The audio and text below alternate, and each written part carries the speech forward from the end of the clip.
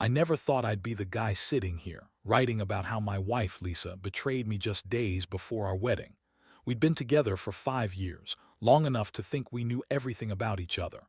I mean, I was stupid enough to believe it. We had plans, dreams, a whole future mapped out. She was supposed to be my forever. But looking back, there were little signs, things I ignored or brushed off because I didn't want to rock the boat. Lisa had always been a bit bitchy, never shy about calling me out or giving me that sharp, dismissive look when I didn't do something her way. I thought maybe that was just her personality, a little spicy, a little demanding. She liked control, wanted everything perfect for the wedding, for her life. But the last few months, I started noticing weird things. She'd hold her phone a little too close when she thought I wasn't looking. She'd suddenly get defensive if I asked about her day, especially if I casually mentioned her plans. One night, I caught her texting late midnight to be exact. Her phone lit up with a message I didn't recognize. It was from Mike, some guy I'd never heard of.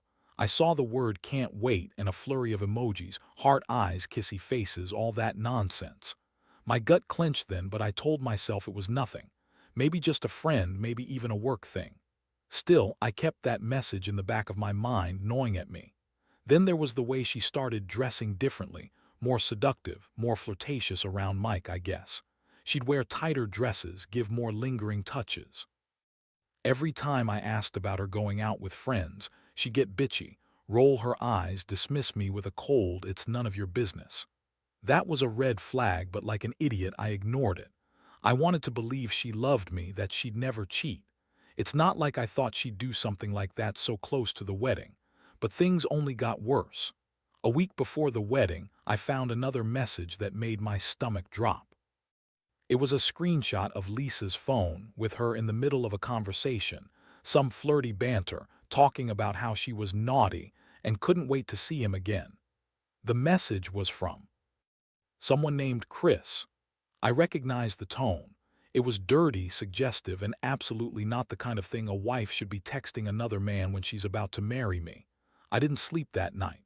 I sat there staring at the screen, trying to process what I'd just seen. The girl I loved, no, that's not right anymore. The girl I thought loved me, she was out there, lying, cheating, and sneaking around. I felt numb, angry, betrayed. How could she do this? How could she lie for months, pretend everything was perfect when she was out there screwing around? And with her best man, no less. I knew Mike was close to her, but I never imagined he'd be so damn stupid to keep sending her messages, to keep playing along. That's when I started piecing everything together. The late nights, the sudden mood swings, the way she'd get defensive if I asked about her phone or her plans. I realized she'd been lying to my face this whole time. Every happy memory, every promise, every "I love you," it was all a lie. And the worst part, she had the audacity to act like I was the one overreacting, like I was the one in the wrong for even suspecting something. That was her favorite game: deny, lie, and gaslight. I decided I couldn't let this go. I needed to confront her. I needed the truth, the full truth, and I needed to know just how deep this betrayal went. I waited until she came home that evening, trying to keep my voice steady, but inside I was boiling. When she walked in, all smiles, I just looked at her and said, "Lisa, we need to talk. Now." Her eyes flickered with that bitchy glare that I'd seen so many times, but this time I knew I wouldn't back down. I was done being naive. I was done being played. That night marked the beginning of what I thought would be a fight to save my dignity or end it altogether. She looked at me with that same sneering expression, like I was bothering her or wasting her precious time. "What now? Can't I just come home and relax without you grilling me about some stupid message?" she snapped. But I wasn't having any of her bullshit anymore. I pulled out my phone and showed her the screenshot. Her face twisted into a sneer, and she rolled her eyes like I was just being paranoid. "Oh, come on, that's not what it looks like," she said, brushing past me. I stood there, stunned. How could she lie so easily? I stared at her, trying to read her face, but she just kept acting like I was the crazy one. "Really, Lisa, not what it looks like." "Then what the hell is it, huh? Explain this," I demanded, holding the phone out. Her eyes flicked down at the screen and her veneer cracked just a little. For a second she hesitated. I saw it, the flicker of guilt, or maybe just her trying to think fast. But then she threw up her hands and said, "It's nothing. Just some stupid joke, okay? You're overthinking it." That's when I lost it. I told her I wasn't stupid, that I saw enough to know she'd been lying all along. I said I knew about Mike, about Chris, about the messages, the late nights, the secret meetings, or whatever she was doing. Her face went from angry to furious in less than a second. "You don't know shit, Kevin. You're just jealous. Because Mike is better than you at everything. You think I was cheating on you? Please. You're paranoid, a crazy jealous guy who can't handle a little fun." I felt my stomach turn. Fun. That's what she called it. All those messages, the secret meetings, the sneaking around fun.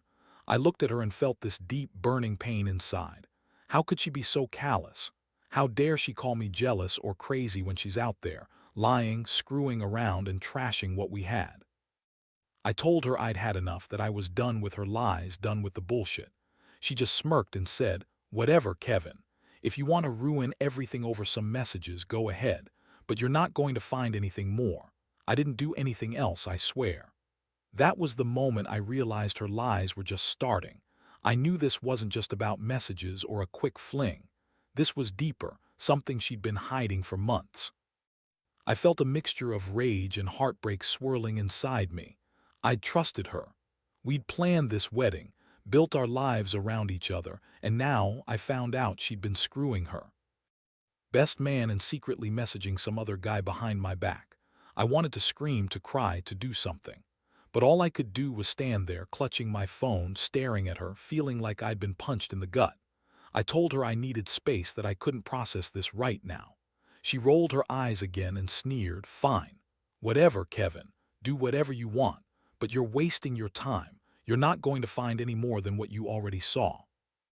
That was the last thing she said before she stormed off to her bedroom, leaving me standing there, trembling with a mixture of fury and despair. The strange thing was, I couldn't sleep that night. Every time I closed my eyes, all I saw was her face, that smirk, that lie. I kept replaying everything. The way she dismissed my concerns, the secret messages, the way she'd lied about everything. It felt like my whole world was crumbling around me. How could I have been so stupid? I wanted to believe she loved me, that she'd be faithful. But she was just a bitchy liar, using me for her own stupid fun, and then sneaking around like I was nothing. I kept asking myself, what now? Do I confront her again? Do I pack up and leave? I wasn't sure. All I knew was that I'd never felt this betrayed in my life, and I wasn't going to let her get away with it. That night I promised myself I'd find out everything, no matter how ugly it got. Because I deserved the truth, and I deserved better than a cheating wife who thought she could lie her way out of everything. The next morning I woke up feeling like someone had ripped out my insides. I couldn't shake the image of her smirking at me, dismissing everything like I was some crazy paranoid loser. But I wasn't going to let her brush this off. I decided I needed proof, something concrete that I could confront her with. I started digging through her phone, her emails, her social media. Anything I could find to back up what I already suspected. I knew she was sneaky, so I had to be careful. I waited until she left for work, then I grabbed her phone while she was in the shower. I went through her messages, her photos, her call logs. It was a mess. Thousands of texts, hundreds of pictures. I saw the typical stuff, her selfies, pictures of our dog, messages from her family. But then I found more. Messages from Mike, from Chris, all hidden deep within her chat history. Some were innocuous, but most were not. They were full of flirtation, suggestive language, plans to meet up, and even explicit talk about sex. One message from Mike really hit me hard. It was from 2 days ago, right after I thought she was at work. It said, "Can't wait to see you tonight. I've planned something special. Hope you're ready for some fun." I felt my stomach turn inside out. She'd been sneaking around, lying right in front of me, planning to cheat on me even as I trusted her. And the worst part, she'd been doing it with her best man, the guy who was supposed to stand next to me at the wedding. I sat there, shaking, trying not to lose it. I kept telling myself I had to be careful. This wasn't just about catching her. It was about what I was going to do next. I knew if I confronted her with this, she'd deny everything, call me crazy, maybe even turn it around on me. So I kept digging, looking for something more. I found a series of texts between her and Mike, dating back 3 months. They were filled with "miss you," "can't wait to see you," and even some explicit stuff that made my skin crawl. The moment I realized she'd been lying to me for months, I felt like I'd been punched in the chest. Every memory, every moment I thought was real, was just a lie. She'd been screwing around, talking to other guys, planning her escape from the life we'd built together. I couldn't believe I'd almost gone into my wedding day thinking I was marrying the woman I loved. Turns out, she'd been cheating, scheming, and lying right under my nose. That night I decided I couldn't keep this a secret anymore. I had to confront her. I waited until she came home, heart pounding, hands trembling. When she got through the door, I held up her phone and said, "Lisa, I know everything. I know about the messages, about Mike, about Chris. I've seen enough to know you've been lying to me, betraying me for months." Her face didn't even flinch. Instead, she looked at me with that same bitchy smirk and said, "Kevin, you're overreacting. You're just jealous because you can't compete with those guys. You're insecure." That was it. I couldn't take her bullshit anymore. I told her I'd had enough, that I was done. Done with her lies, her games, her cheating. I told her I was leaving and that I never wanted to see her again. She rolled her eyes, dismissed me like I was some helpless idiot, and said, "Fine, go, but you're not going to find anyone better. You're a loser, Kevin." That's when I knew I had to act fast. I couldn't stay in that house with her anymore. I packed a bag, told her I was leaving for a while, and walked out the door. I didn't look back.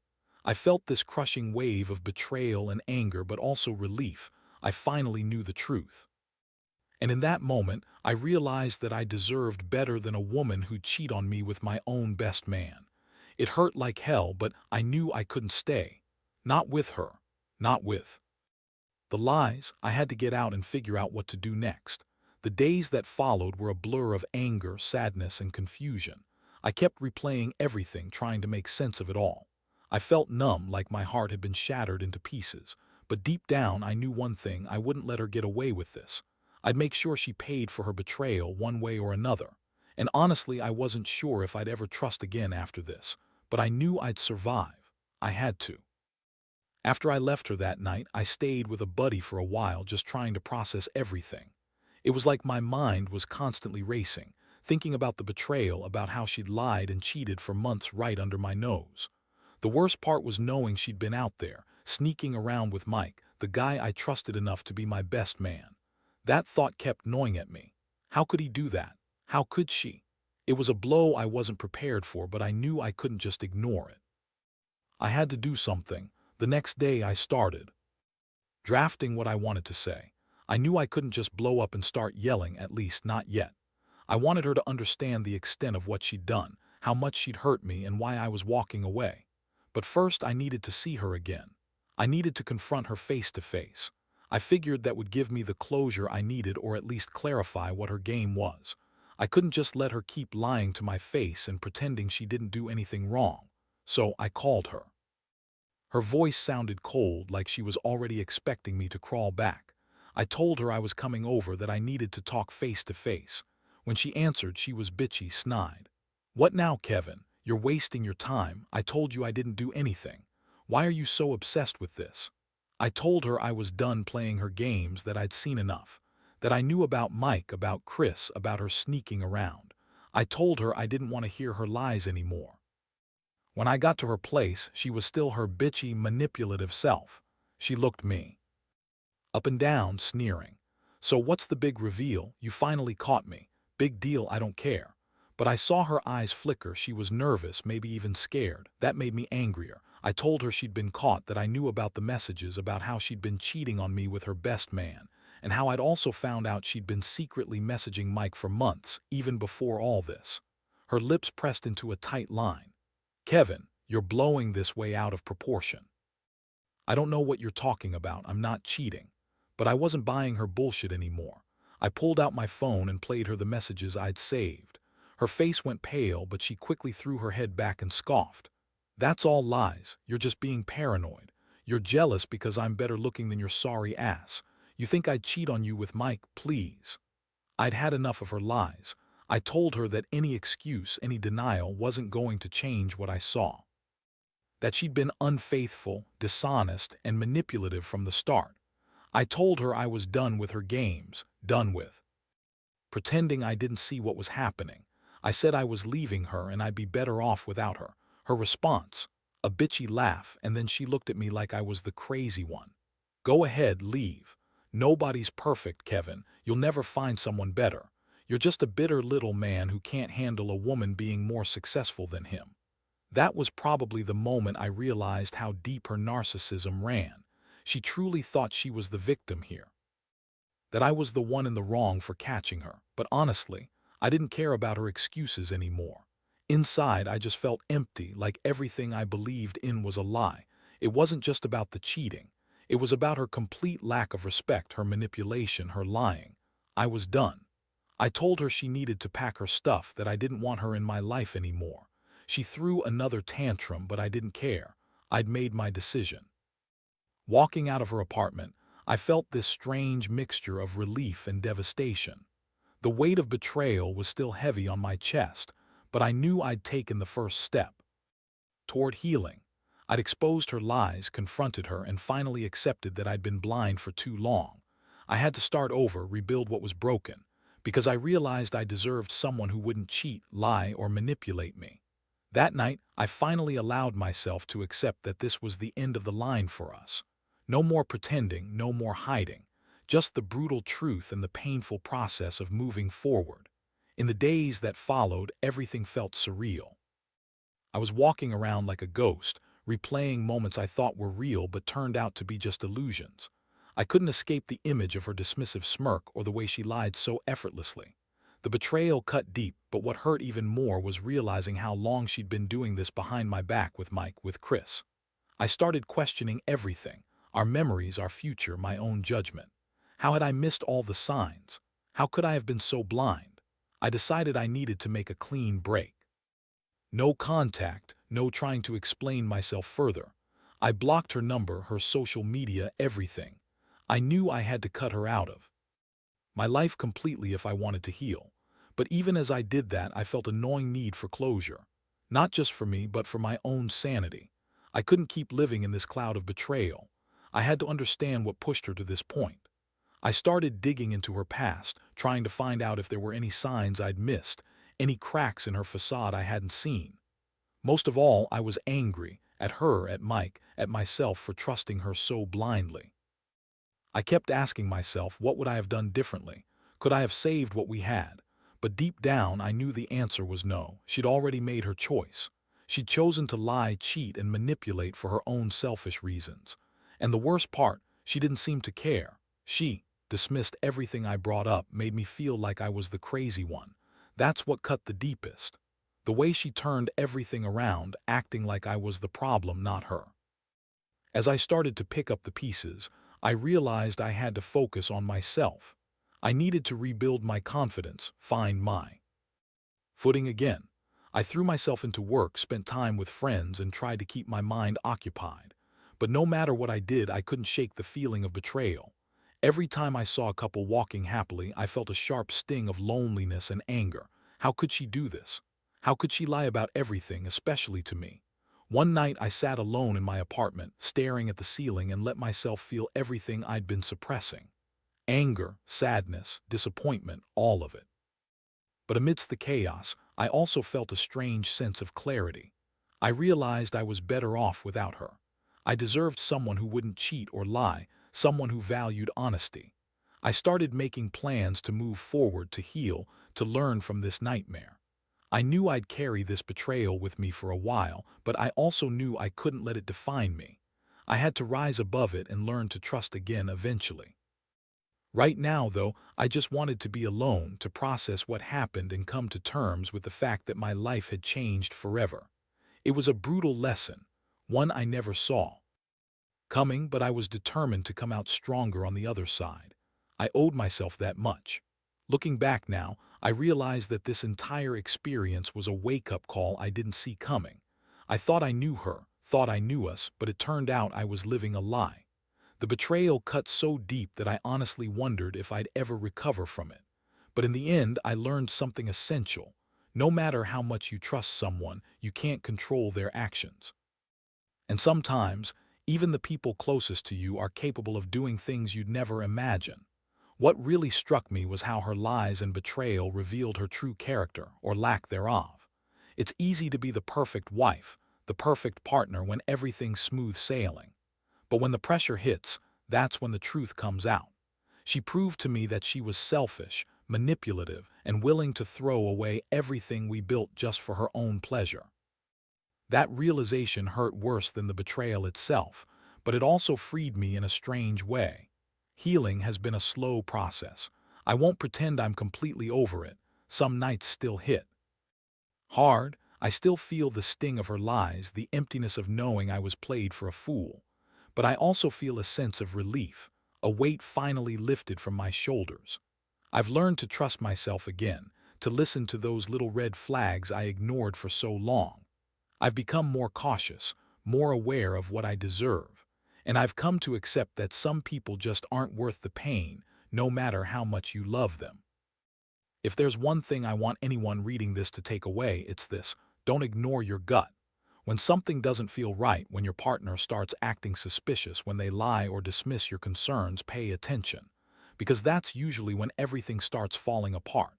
And if you find yourself betrayed, remember that it's not your fault. You didn't deserve this. You deserve honesty, loyalty, and respect, things some people don't give freely. In the end, I'm grateful for the lessons I've learned. I'm stronger, wiser, and more cautious, more prepared for whatever life throws at me. I may have lost her, but I gained clarity about what I want and what I don't, and I'll never settle for less again.